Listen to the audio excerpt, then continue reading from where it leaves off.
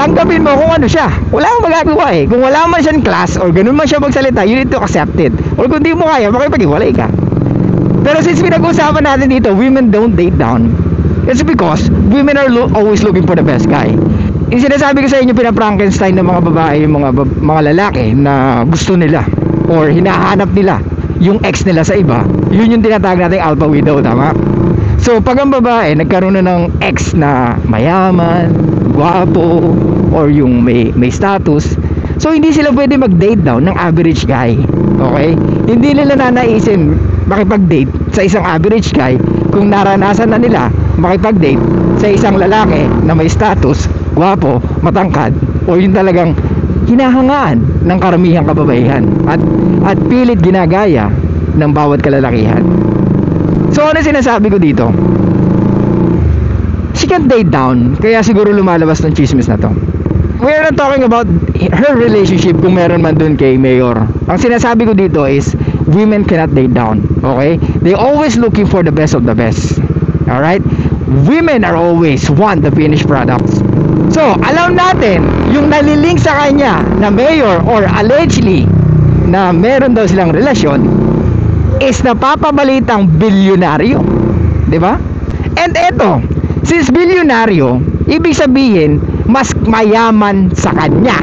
Or, eto pa, since may edad na si mayor, alam naman natin na mas attracted ang mga kababaihan sa mga lalaki na may edad sa kanila. Diba? Ulitin ko, mas prepared ng mga kababaihan or attracted ng mga kababaihan sa mga lalaki na may edad. Kasi nandun na nga yung, of course, meron na siyang power, he can provide security, and at the same time, he is mature emotionally and mentally. Kaya mas prepared ng babae yung mga mas matanda sa kanila. Ngayon, kung meron man silang relasyon, wala na tayong pakialam doon. Okay? So, dahil dyan sa chismis na yan, lumabas na, ayun nga, meron palang anak to si Mayor sa dalawang babae, na which is pinangalanan, or ewan natin kung totoo ha, kay Andrea Del Rosario and kay Daisy Reyes na beauty queen. So, ganda mga ropa. Kung may anak siya doon kay Andrea at kay Daisy, bakit hindi pumutok yan during that time na nalaman nung asawa niya? So bakit ngayon lang pumutok nung si Ivana na yung naling sa kanya? Kasi nga napapabalita na si Ivana may bagong bahay. Alam mo yun, na parang ang tinuturo nilang reason or ang nag-provide is si Mayor, pero hindi natin alam, like I said. So pinag-uusapan natin dito yung about sa provision and protection ng isang lalaki sa isang babae. Okay? So, since dati hindi lumalabas yung chismis na yon kahit na nagkaanak si Mayor dito sa dalawang babae na to, bakit hindi naging balita ng sobra kahit na nagkaanak siya? Dito iba na pa lang, parang girlfriend pa lang niya or let's say nililigawan, pero napapabalitang meron siyang bagong bahay. So inililink to kay Mayor. Pero sabi naman ni Mayor, naglabas na siya ng kanyang statement na hindi at wala silang relasyon. So let's respect that.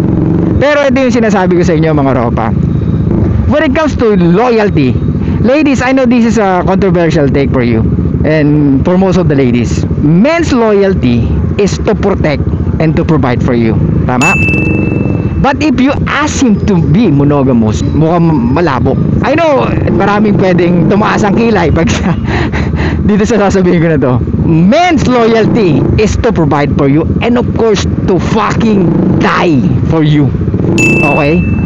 Pero yung magstay siya monogamous, we are talking biology of men. We are talking about the kasal or the marriage. We are talking about ano ba yung biology ng mga kalalakihan. So, this is a controversial take. This is kumbaga, it's all up to you kung gusto nyo tanggapin. Pero I truly believe men's loyalty is to protect and to die for you. But if you ask him to be monogamous, I don't think so. Men stay monogamous because they don't have the resources to do that or to get more women in their life. Okay? But if they have the chance or if they have the balls, of course, gagawin nila yun. Diba? Kung may chance sila or meron silang resources para gawin yun. Gets? Most men stay monogamous because wala silang choice or wala silang options. Okay? Pero bakit nga ba ngayon pumutok tong balita na to? So since pinag-uusapan natin, men's loyalty is to protect and to provide. Pag ang lalaki nagpo-provide at nagpo-protect na sa ibang babae, doon na magkakaroon or masasabi natin na itong lalaki na to is hindi na loyal doon sa kanyang pinaka babae or main chick. Ulitin ko, pag ang lalaki nagpo-provide at nagpo-protect na sa ibang babae, kagaya nun, let's say binila niya ng bagong bahay, doon na natin pwedeng sabihin na itong lalaki na to ay hindi na loyal sa kanyang babae or doon sa tinatawag nating main chick niya or doon sa asawa niya. But pag ang lalaki nagkasala, nag-cheat at tumikim ng iba, his women can still forgive him. I genuinely believe kayang patawarin ng babae ang lalaki na ng babae. Kayang patawarin ang asawa niya, ang boyfriend niya na bumembang ng ibang babae because this is only sex. I believe in women's brain, it's also engraved na hindi nila makokontrol ang lalaki once na maghanap ng variety. Dahil ang lalaki, pag gusto niyang gawin, bumembang ng iba, makakagawa siya ng paraan basta gugustuhin niya.